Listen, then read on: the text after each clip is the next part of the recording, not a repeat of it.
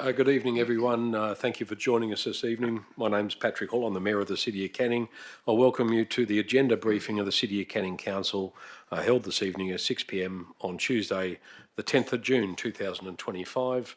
I declare the meeting open and start by acknowledging the Whadjuk people, the traditional custodians of the land, and we of course also pay our respects to elders both past and present. In accordance with the City of Canning Policy CM 105, agenda briefings are conducted to provide elected members with a forum to ask questions of the City's administration, and that is the reason for that is to enable informed decision making by Council at the following week's ordinary Council meeting, which will be held next Tuesday. Agenda briefings are not decision making forums. Questions may be asked and answered, but no debate or discussion is permitted, and questions must specifically relate to an item on tonight's agenda. Elected members and employees must disclose any financial proximity or partiality interest they have in an item on tonight's agenda and declare the interest at the commencement of the briefing or, at the latest, when the item is about to be discussed. And financial proximity and impartiality interests are to be disclosed in accordance with the provisions of the Local Government Act 1995. Elected members disclosing a financial or proximity interest must not participate in that part of a briefing relating to their interest and must leave the meeting for the duration of the item. Agenda briefings are open to the public. This briefing is being live streamed to the public via the City's YouTube channel. And lastly, please ensure all mobile phones are turned off or at least on silent for the duration of this meeting. Thank you. At item 2, attendances. At item 2.1, apologies. Neither Councillor Singh or Councillor Kunza are able to join us for this meeting. Approved leave of absence. Councillor Tuchek was previously granted a leave of absence by this Council from the 1st of May to the 30th of June 2025. At disclosures of interest at item 3, CEO, do we have any disclosures? Nothing.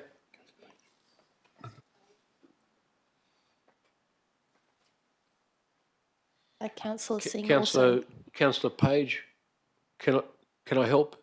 Sorry, you also haven't mentioned Councillor Singh is not in attendance. Yeah, I did. 100%. Replay the tape. Thank you. Thank you, Mr Mayor. I've received no declarations of interest for tonight's meeting. Thank you. Questions from the public? There are none. Question time has been set aside, but we have no questions from the public this evening. Thank you. Deputations at item 4.3, there are none. Items brought forward. Similarly, at item 5, there are none.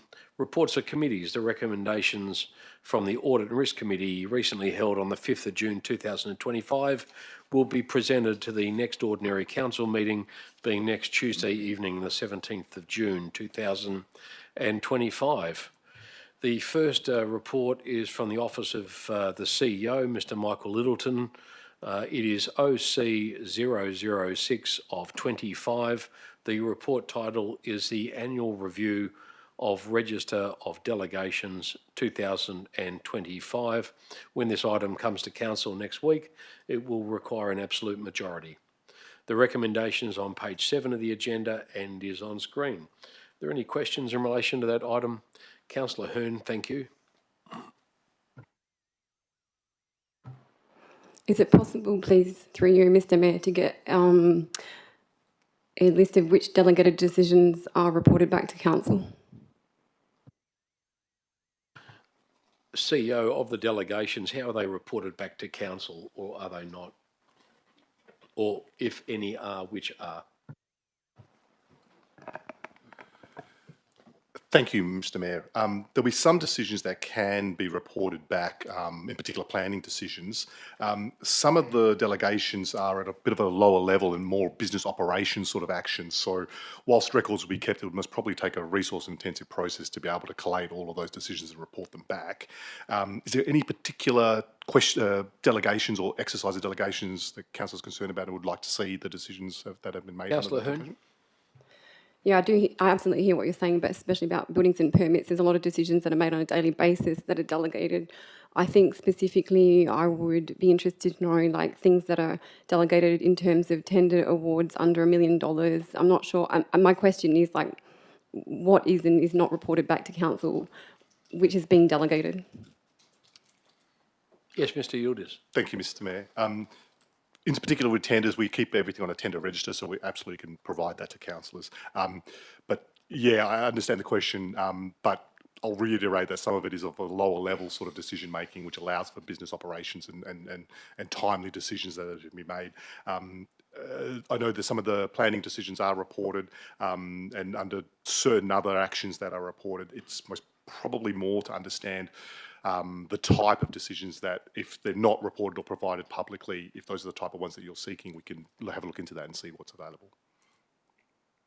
Thank you. Mr Yildiz, I did have a couple of questions. The first was in relation to delegation number 10, which appears on page 14 of the attachment 2, large attachments to the report. In that, I'm just interested in the delegations there. That relates to the disposal of uncollected goods, including abandoned vehicles with a market value being less than $20,000. The issue that I have there that I wanted to query was the delegates there. For most of these, they have been delegated to the CEO, and I know obviously the CEO can then delegate or sub-delegate to nominated officers. We have cadet rangers listed there disposing of property up to $20,000, and I wouldn't have thought that the delegations would fall lower than a manager or an executive. Can I just try to understand why we have such a long list of staff there for that delegation? And possibly just to be specific, whenever would a cadet ranger be authorised by the CEO to dispose of confiscated or uncollected goods? Thank you, Mr Mayor. I might have to take that on notice to understand if those delegations are ever actioned at that sort of level. But with any delegation that is provided, we do ensure that they are fully aware of and understand what the power is, and ensure that they are also subject to all of the disclosures under the annual returns and annual returns, as well as primary returns in regards to being a delegated officer. But I will have to check and come back to you in regards to the specifics around what has been delegated and what the conditions are. Specifically, I was thinking that this should be obviously the manager of community safety at the minimum, so I'd like to get some understanding around that. In relation to Delegation 25, which is the tenders for goods and services, I note that, and that appears on page 23 of the large attachments, I notice in that part 8, the delegated authority is to accept or reject tenders, but those tenders were preconditioned by council that the CEO only had authority to deal with them under delegation to a certain value, and I notice that value has been removed. Can I understand why the value has been removed? Thank you, Mr Mayor. The value condition still applies. We just wanted to ensure that there was no confusion. So in ensuring that any decision that the CEO would make in respect of any tender is still subject to the financial condition of no more than $1 million. Okay, so that's covered by that, so that just clears it up. They were the only two questions I had in relation to that. Deputy Mayor Mark Bain. Thank you, Mr Mayor. A few questions, if I may. I'm specifically referring to the proposed new Delegation 481 Local Government Powers Graffiti Vandalism Act. Could the City advise and explain the reasoning behind this new delegation, noting that the Act has been in place since 2016 and already provides the CEO with delegated authority? Mr Yildiz. Thank you, Mr Mayor. This was to ensure that every single aspect of the Act was delegated and ensure that there was no confusion around that. We were a little bit concerned that whilst there were some actions that were being taken, we wanted to make sure it was absolutely covered off, in particular about entering into private land and being able to take actions there, and then the subsequent notices in regards to being able to reclaim costs for taking those actions. Yes, Deputy Mayor. Thank you, Mr Mayor. The Act itself states that a local government could remove graffiti on land which is not under its management, including Crown land, without the consent of the owner. So given this, why can't the CEO instruct staff to remove graffiti from, say, a Western Power or Watercorp asset? Is there some other sort of legislation that prohibits us from doing so? Mr Yildiz. Thank you, Mr Mayor. No, you're absolutely right. The powers are granted under that Act to the local government. It will most probably be a collegiate sort of position to understand what that issue is or that graffiti is. Often, especially main roads has a particular policy about the type of graffiti that they will deal with on assets or buildings that can be seen from main roads, and often that they will deal with it. In situations where they don't, the city does have the power, and the question is whether or not to exercise it accordingly. I may defer to my colleague, Director Bowe, in regards to the decision-making process around that, because I know his team is the one that exercises that delegation. Director Bowe, I think Mr Yildiz is delegating you to answer the question. Thank you, Mr Mayor, and thank you, Mr Yildiz. The issue of the local government entering onto or undertaking graffiti removal on other authorities' property is fraught, Deputy Mayor, but it is subject to negotiation. We are trying to establish a bit more of service level agreement with those authorities. It is not always as easy as some may think, which may be to apply a couple of brushstrokes on a Western Power transformer or actions to that effect.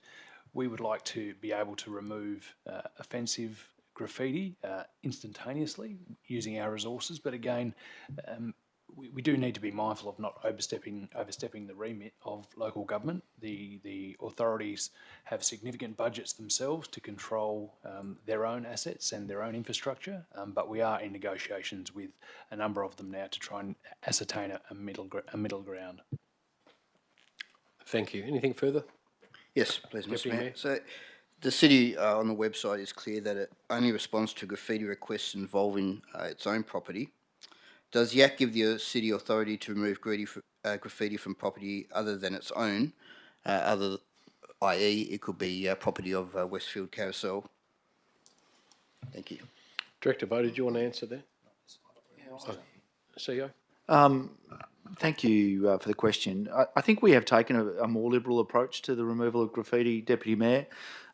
We are and have sought to remove graffiti on infrastructure other than the cities.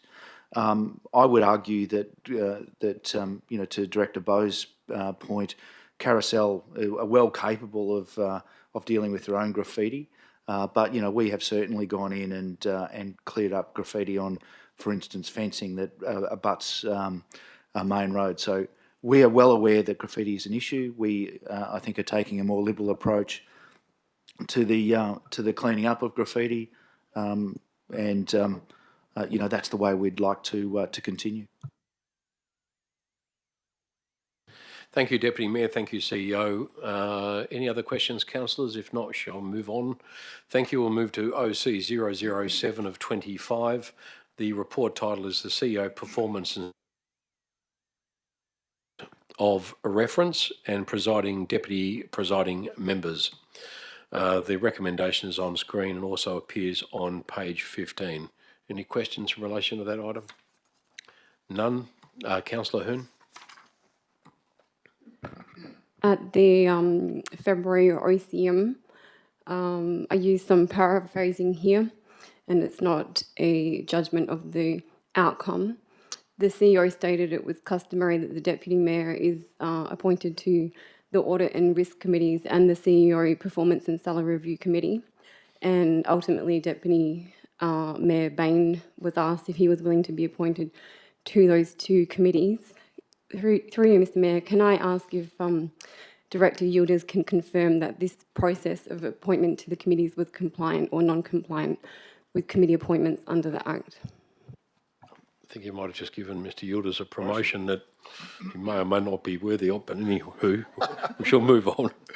Mr Yildiz, can you just answer the question from Councillor Hearn, please? Thank you, Mr Mayor. Thank you. I'll have a conversation with the CEO in regards to that, so no problems at all. Yes, I can confirm it is compliant, Councillor Hearn. The change in the Act now will ensure that committees themselves, in respect of the deputy presiding member, have to be determined by council. In relation to appointments to committees, council does need to make that decision. In adopting the terms of reference, part of that process also nominates those particular elected members that are part of the committees. The terms of reference that we've slightly amended, but has noted in there that the mayor and the deputy mayor will be the members of the Senior Performance Committee going forward. CEO, you just want to add to that?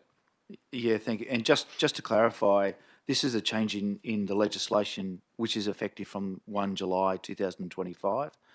So this is to deal with, no doubt, the CEO Performance Review Committee and Salary Review Committee that will need to meet between now and the next election cycle.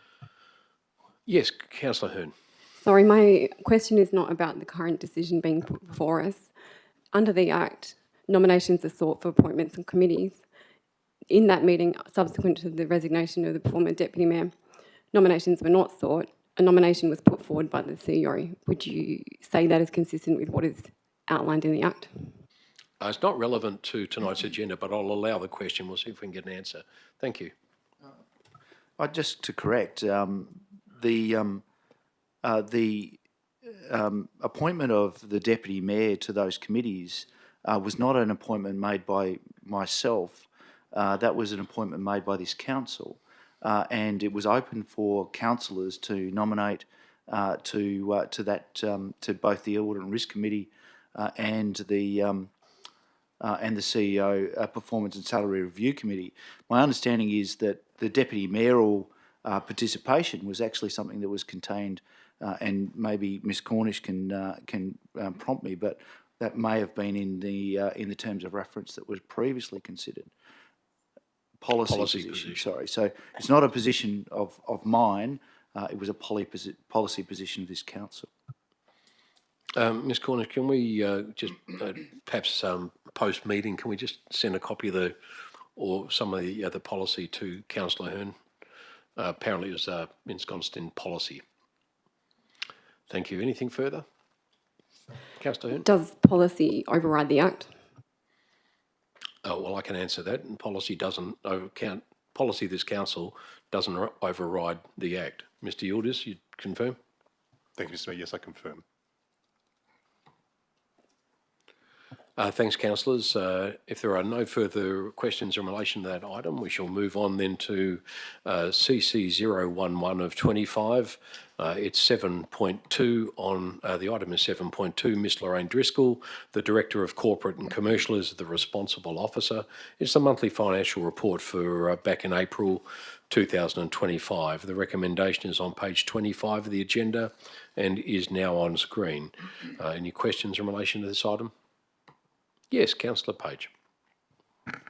Thank you, Mayor Hall. I just wanted to check on page 41, the non-operating grants and contributions, there's negative variance of 77% that says due to timing differences. Do we know when that negative variance is expected to become neutral or less negative? Because it's quite a large amount. Ms Driscoll. Thank you. Through you, Mr Mayor, yes, you're correct. It is a timing issue. We're looking at our forecast currently this week, reforecasting for the year. We expect that to rebalance itself before the year end. A financial year or the calendar year? Financial year. Financial year, so within weeks. Yes, Councillor Page. Excellent. One more question. I saw on page 42 that the Carryway Park upgrade is expected to be completed June 2025. Do we know if that's still on track? Director Bowe. Thank you, Mr Mayor. Yes, it is on track, Councillor Page. Okay. Thank you very much. Thank you. Any further questions? Councillor Hearn. So I think at this stage we have an expectation of about $32 million of multi-year projects to carry forward in capital expenditure. Would it be fair to say that our carry forwards have increased from the 23-24 financial year? Ms Driscoll.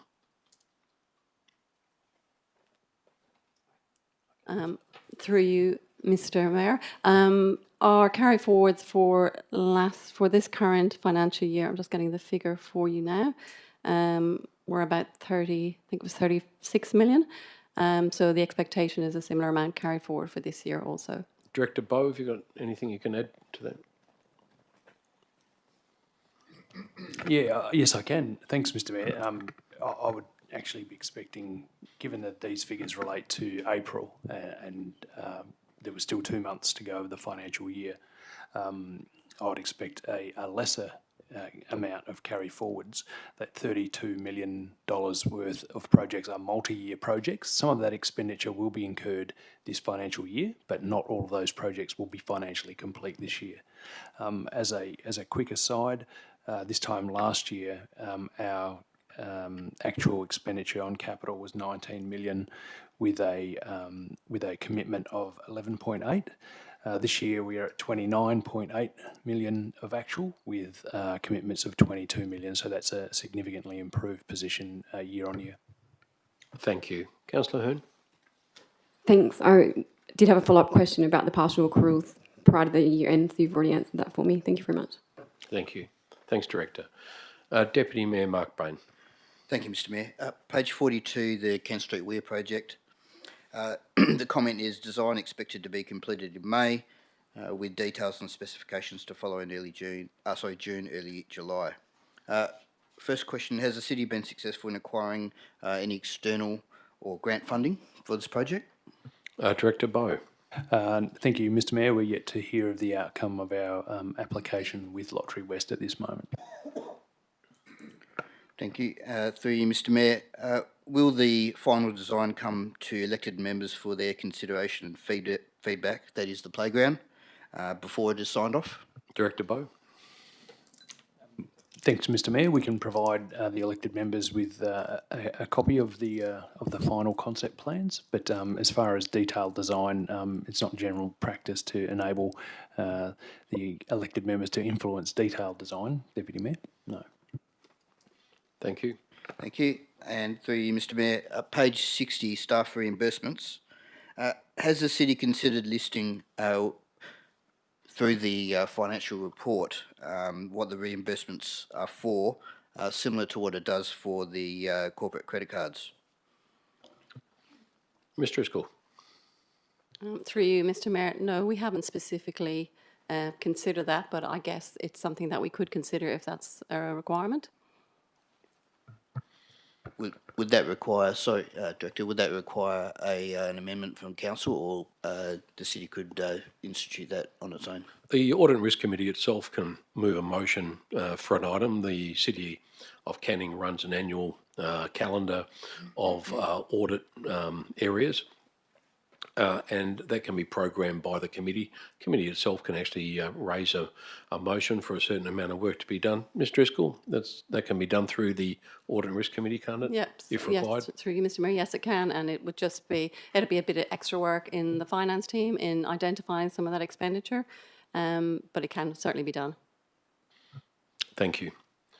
Thank you, Deputy Mayor. We shall move on to the office of Mr. Graham Bright at item 7.3. There are no reports from the Directorate. At item 7.4, the first of the reports from Mr. Warren Bowe, the Director of Infrastructure Environment, has been withdrawn and will be presented at a later meeting. Currently it's been published as IE 008 of 25, and the title of the report being the Award of Tender RFT 01/2025 Wellback Driving Range Entertainment Bays and Building Renewal Works. Being the case, we shall move to 7.5, the Directorate of Mr. Gary Fisher, the Director of Customer and Community, being the responsible officer for CO 003 of 25. The title of this being Award of Tender RFT 14/2025 Cleaning Services at Cannington and Riverton Leisureplexes.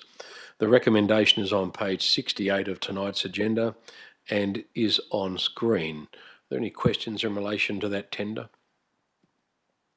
Yes, Councillor Secon. Thank you, Mr. Mayor. I just wanted to confirm if the recommended tenderer is the city's current cleaning contractor. Through you, Mr. Fisher. Through you, Mr. Mayor. Yes, that's correct. Okay. If yes, what improvements or additional value have they committed to in this new contract compared to the previous contract? Mr Fisher. Through you, Mr Mayor, I may take that on notice. If anyone else wants to, you okay? Yeah, I'll take that on notice. Thank you. Thank you. Councillor, no more questions? Thank you. I just have one item I wanted to raise. Director, generally with these tenders as they come through, to give council an opportunity to declare a conflict or some interest in the item if they're connected in any way. I did note here that there is no list of office bearers or directors for the proponent. Can I just make sure that they are included in the report? And I had a look at the attachment. I don't think they're in there either. Not a problem, Mr Mayor. Yes, we will do that. Yeah, thank you. Deputy Mayor. Thank you, Mr Mayor. A couple of questions, if I may. Of course. First question follows on from Councillor Secon's question. So to what degree did Brightmark's performance at the Leisureplexes over the last few years, how much was that a consideration for the evaluation panel? Director Fisher. Through you, Mr Mayor, obviously there's some consideration there, but obviously we had a thorough procurement process, and obviously they had to meet certain sort of criteria. So yeah, so obviously I don't think that was taken into account, but we can get more detail for you if you like. Thank you, Deputy Mayor. Thank you, Mr Mayor. When the city is evaluating tender submissions, does it still contact other local governments to get feedback on the performance of tender applicants? Director. I'll take that on notice. Mr Yildiz, you might be able to add to that. Thank you, Mr Mayor. It's in respect of the type of procurement activity that's being undertaken. So if it is that there's a clear enough comparison, then that may or may not be done. The procurement plan and the procuring officer will determine whether that's appropriate for the type of procurement. So it's not done as a standard. It's really done on the basis of what's being procured and whether it is being procured in other local governments, and there could be a comparison table. We do ask for references and we do follow up the references that are provided by the tenderers as part of the evaluation. CEO. I'm getting a sense from the questioning that there's some concerns being raised around Brightmark's capacity to clean. I would suspect that the scope would actually be pretty well based on the current cleaning regime that's in the that's going on in the Leisureplexes. So if there is a suggestion, and bear in mind the people that evaluate, not only is there some independence, but they are people that are employed at the Leisureplexes every day. So if there are some issues around cleaning, anecdotally, they should be referred through to the officers for response. I would suspect, though, that this bid has been assessed on its merits, and the staff and the evaluating panel would also be using their current experiences with this contractor to inform their decisions going forward.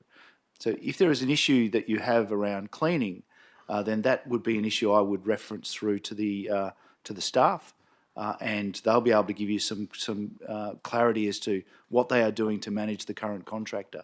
But this is actually absolutely an evaluation around the works going forward. Thanks, CEO. Yes, Deputy Mayor. Thank you, Mr Mayor. No, just in regards to that, CEO, so the question going through the tender documents, it's put forward that a number of the applicants had experience in similar venues. So the question is, do we contact those other local governments and find out what their level of satisfaction is with those applicants? That's the crux of the question. Yeah, and look, I can't comment because I haven't done the evaluation. It would be normal practice to continue to do the process of review and to seek feedback from other service providers, but I would also suspect that they're using their own experiences with that contractor, given they are a contractor that we currently use. Thank you. Thank you, Deputy Mayor. Any further questions on that item? Thank you. We shall then move on. Thank you, Mr Fisher. The next item is CO 004 of 25. It's the review of impounded companion animal management, pro-life policy AD01, and the second policy being the use of monitoring technology being CS .03. Are there any questions in relation to this item?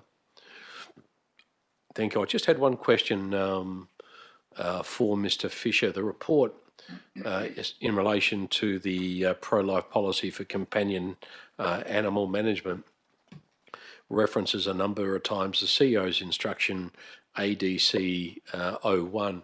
Is it possible for that to be circulated to, because councillors don't have access to that document, or can it be attached to the item next week as an attachment, if that's appropriate? I mean, it appears is referenced a number of times in the report and also in the policy.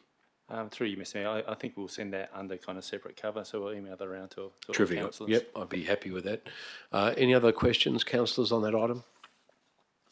Thank you. We shall move then to CO 005 of 25. LEMA arrangements is the local emergency management arrangements. The recommendation is on page 84 of the agenda and is also on screen. Does any councillor have a question in relation to the local emergency management arrangements? Deputy Mayor. Thank you, Mr. Mayor. Just referring to the LEMA document, that's attachment 1, and the local recovery plan.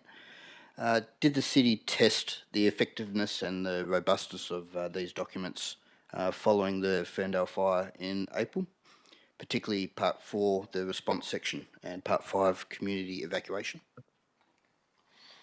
Mr. Fisher? Good question, wasn't it? Thank you. Mr. Mallon. Yeah, through you, Mr. Mayor. No, we did not run a specific robust exercise in relation to the Ferndale fire. There was actually no formal debrief post the Ferndale fire. The review of these documents has been occurring for about the last 6 months, but we do regularly test, as we're legislatively required to, exercises through the LEMC, Local Emergency Management Committee, and that is done regularly, but not specifically the sections you're talking about. Can I just ask a follow-on from that, Mr. Mallon? Who would normally be responsible for holding a debrief in relation to what was a fairly significant inner urban fire? Who would normally hold the debrief? Yeah, Mr. Mayor, that is the Hazard Management Agency. In this case, it was DFES. So they were responsible for, it's their choosing as to whether they have a debrief for different events. And in this case, they didn't. It doesn't go to the LEMC? No, it doesn't. We get a report through the LEMC via DFES. They might speak to that, and they may speak to any internal debrief. I think in that case, the bulk of their conversation was with DBCA, given that fire occurred on their land. Thank you. Just in relation to that, Mr. Fisher, in relation to the Deputy Mayor's question, considering the size of the fire and the effect and the fact that it was actually in a residential area and a threat to homes, is that something the city may be able to look at in future, that we actually hold our own? I know we have a limited scope of involvement with some of these things, but we actually hold a debrief of our own about our own responsiveness and to the fire and communication and all those things that make up emergency management response. I may just defer to Mr. Mallon on that about our response. Mr. Mallon, did you hear all that? I heard all that, yeah. Through you, Mr. Mayor, yeah, we provided a internal memo, I believe, through the CEO to elected members. So in that case, for a more significant event, we did look at the city's response, noting that in that case, our role is recovery, and there was no significant recovery activities for the city. Thank you. Good answer. Deputy Mayor, anything further? Nothing. Thank you. Councillors, we'll move on then to item 8 of this evening's agenda, which is the notices of motions for consideration. There are none. At item 9, urgent business, there is none. Confidential matters, we do have a number of confidential matters to discuss tonight. That being the case, I'd like to thank members of the public for their attendance here tonight and ask that they please leave the council chambers in order for council to consider those confidential matters. Is here for the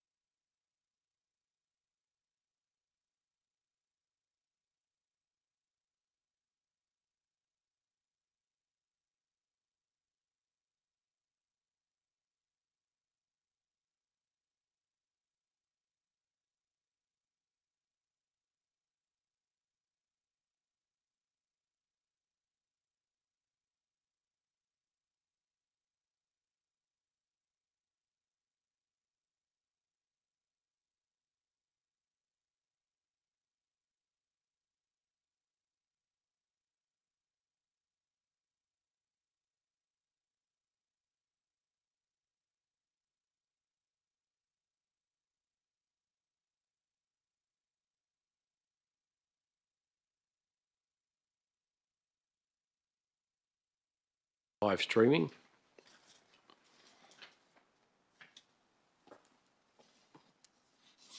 We are.